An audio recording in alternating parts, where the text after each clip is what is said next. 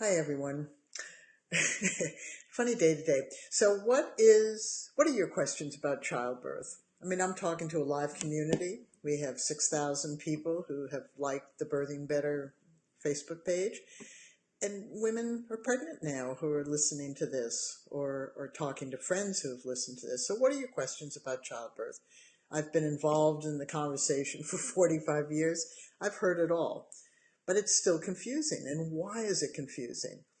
Well, from my viewpoint, the changes between 1970, when I first gave birth, and when I last gave birth in the early 1980s, the conversation around childbirth had this huge shift. It shifted from seeing birth as something that happened to us, in which we, as women, felt absolutely no control. In fact, as I've moved around the world and been in many third world countries, that idea that you never know what your birth's going to be like is just a truism. It's absolutely true. You do not know. You can plan up to your eyeballs, and your birth will not be anything like what you anticipated. So women have always had to deal with this unknown. And that's why yesterday I did this whole thing on fear around childbirth, and to give you the skills to deal with that fear, which is to ask those questions.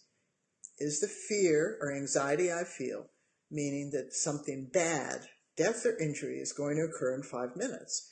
And if the answer is no, then just reduce it a little bit, because you know that's not an emergency. But then you have to ask the question, is this fear or anxiety I have going to escalate within 12 hours?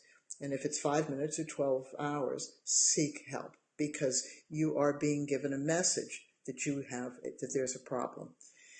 And then I went further in the skill and said, if within 5 minutes or 12 hours that anxiety or fear didn't feel as though it's going to cause death or injury to you or your child or someone else, then just be observant for 24, 36, 48, 72 hours. And that way you learn through observation to address the fear that you have, because that's a gift. It's not something you should suppress. We should always, if we have fear or anxiety, ask those questions. 5 minutes, 12 hours, observe. And little by little, we get better at reading those signals. That's a gift to us. It's not something we should suppress. So from early 1970s, when the language in childbirth began to change, we had new questions.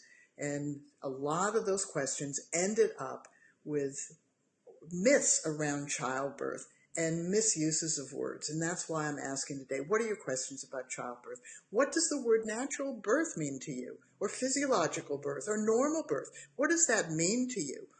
In the 1970s and throughout history, throughout time, around the world, normal or natural birth was something that happened. It was a normal part of life, but it included the good and the bad, the ugly and the horrible.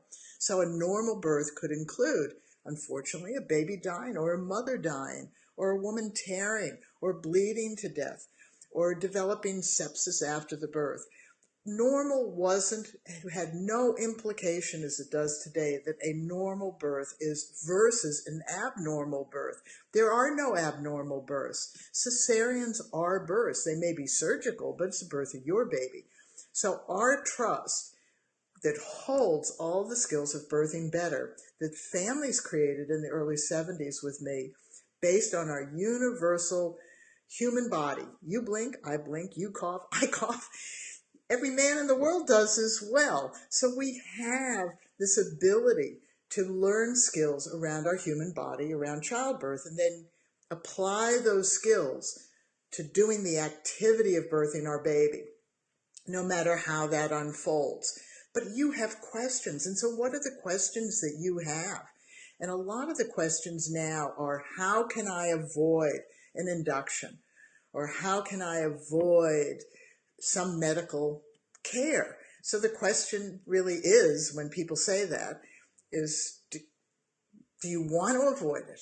Is avoiding medical care what you want to do? And if you want to do it, what do you need to do to avoid it? And what do you do if it happens anyway? So we need to start to talk to each other. I can't do this alone. I'm 74. I can yak and yak and yak at you. But unless you respond out there in a community, and start to ask questions, we cannot change the childbirth trend that we're stuck in.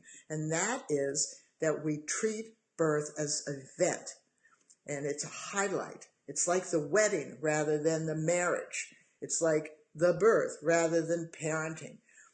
But the birth is just a gateway into parenting. And if you are skilled to birth your baby, no matter how you birth it, no matter who's present, no matter what happens, as long as you're conscious, you can use skills.